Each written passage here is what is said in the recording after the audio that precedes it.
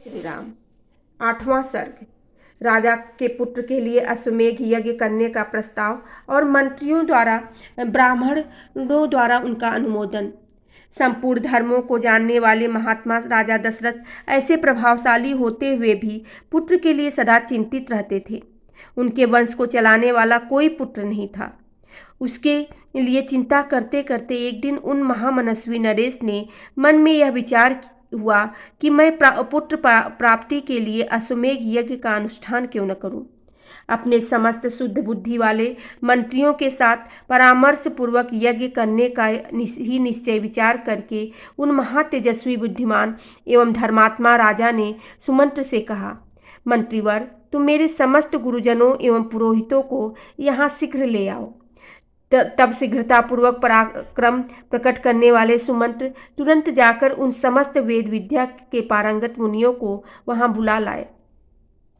सुयज्ञ, वामदेव, जाबाली, काश्यप, कुलपुरोहित वशिष्ठ तथा और भी जो श्रेष्ठ ब्राह्मण थे, उन सब की पूजा करके धर्मात्मा राजा दशरथ ने धर्म और अर्थ से युक्त यह वचन कहा, महर्षियों, मैं सदा पुत्र के लिए विलाप करता रहता हूँ। उसके बिना इस राज्य आदि से मुझे सुख नहीं मिलता। अतः मैंने यह निश्चय किया है कि मैं पुत्र प्राप्ति के लिए अश्वमेघ द्वारा भगवान का याचन करूं। मेरी इच्छा है कि शास्त्रोक्त विधि से इस यज्ञ का अनुष्ठान करूं। अतः किस प्रकार में मुझे मेरी मनोवांछित वस्तु प्राप्त होगी, इसका विचार आप लोग यहाँ करें। राजा के ऐसा कहने पर वशिष्ठ आदि सब ब्राह्मणों ने बहुत अच्छा कहकर उनके मुख से कहे गए पूर्वोक्त वचन की प्रशंसा की। फिर वे सभी अत्यंत प्रसन्न होकर राजा दशरथ से बोले, महाराज, यज्ञ सामग्री का संग्रह किया जाए। भूमंडल में भ्रमण के लिए यज्ञ संबंधित अश्व छोड़ा जाए तथा सरयू के उत्तर तट पर यज्ञ भूमि का निर्माण किया जाए।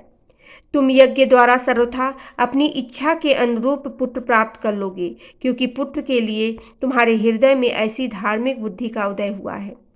ब्राह्मणों का यह कथन सुनकर राजा बहुत संतुष्ट हुए। हर्ष से उनके नेत्र चंचल हो उठे। वे अपने मंत्रियों से बोले, गुरुजनों की आज्ञा के अनुसार यज्ञ की सामग्री यहाँ एकत्र की जाए।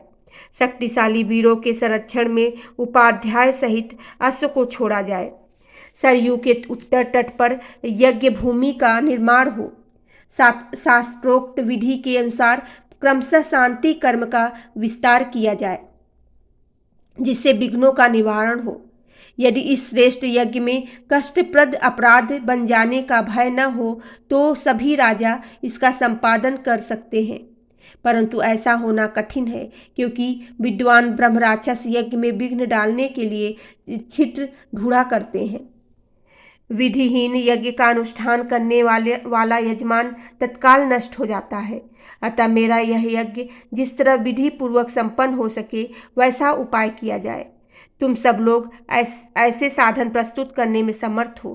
राजा के द्वारा सम्मानित हुए समस्त मंत्री पूर्ववत उनके वचनों को सुनकर बोले, बहुत अच्छा, ऐसा ही होगा।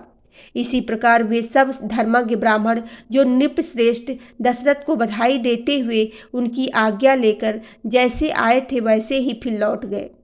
उन ब्राह्मणों को विदा करके राजा ने मंत्रियों से कहा, पुरोहितों के उपदेश के अनुसार इस यज्ञ को विधिवत पूर्ण करना चाहिए। वहां उपस्थित हुए मंत्रियों ने ऐसा कहकर परम विद्वान नृप श्रेष्ठ दशरथ उन्हें विदा करके अपने महल में ले गए। वहां जाकर नरेश ने अपनी प्यारी पत्नियों से कहा, देवियों, दीक्षा ग्रहण करो, मैं पुत्र के लिए यज्ञ करूंगा। उस मनोहर वचन से उन सुंदर कांति वाली रानियों के मुख कमल वसंत ऋतु में विकसित होने वाले पंकजों के समान खिल उठे और अत्यंत शोभा पाने लगे। बोलो सियावेरे रामचंद्र की जय, पवन सुत हनुमान की जय।